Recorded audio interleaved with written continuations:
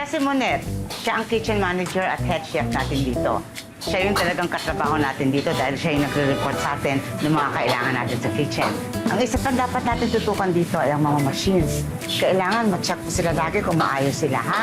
At sa trabaho natin, kailangan marunong ka ng trabaho ng lahat. Kung kailangan mo sumalo, sasalo ka. Yan mo? Paano yung cellphone eh? Nakikinig ka ba o nagsasayang lang ako ng laway dito? Actually po, ma'am, nagdo-notes po ako.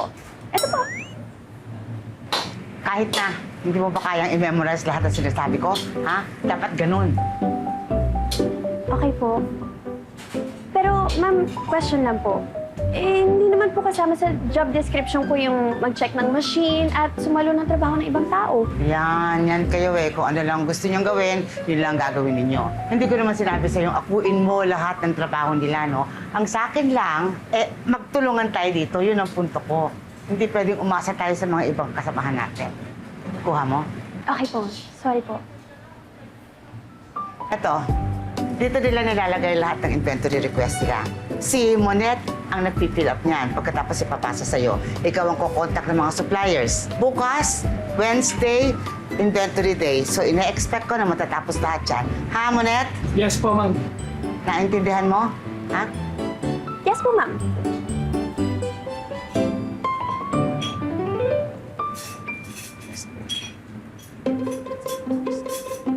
Oh, ito ang mga inventory ha. Kailangan araw-araw matapos ito. Ito yung mga sales. Kailangan nire-report yan araw-araw.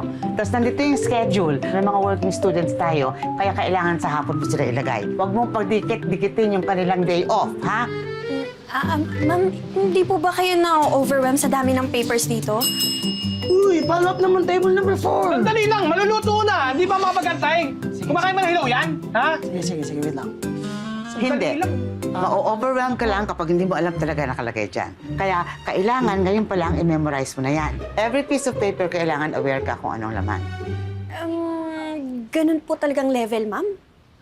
Suko ka na. No, ma'am. Sa akin lang po. Ayaw niyo po ba ilagay online? Para sa akin lang po, mama. Kailangan po ba i-print lahat to?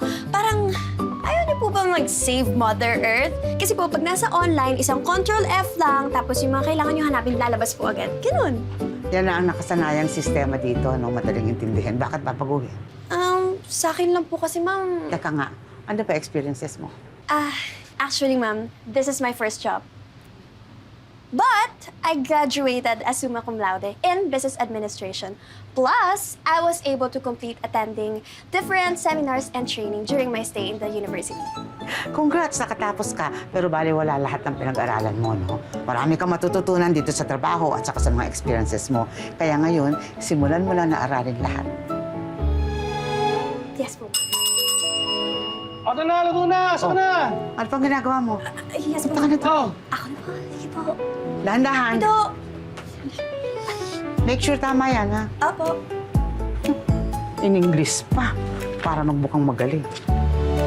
Actually, I graduated summa cum laude.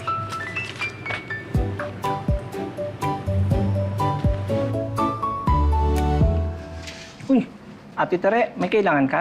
May sasabihin lang ako. Yes, ate. Ano yan? Oo. Hindi naman sa nakikialam ako, no? Kaya lang, alam mo naman ako, kilala ko lahat ng tao dito. Alam ko kung sino yung magtatagal at yung hindi. Sa tagal ba naman ang trabaho natin, ano? Pero para sa akin, may mali kay Ana eh. Ha? Pakiramdam ko, hindi siya yung tamang taong papalit sa akin.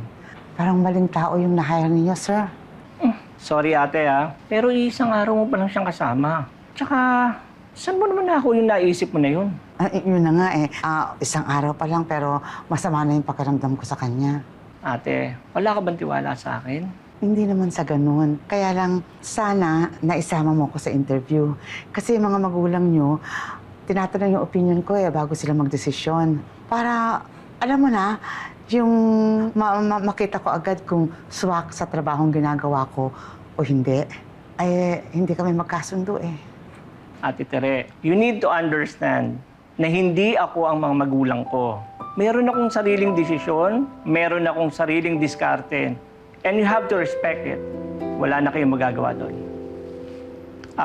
By the way, Ate Tere, Darating nga pala yung food critics natin na si Queen. Please give the best service for her. Meron pa po ba? Sige.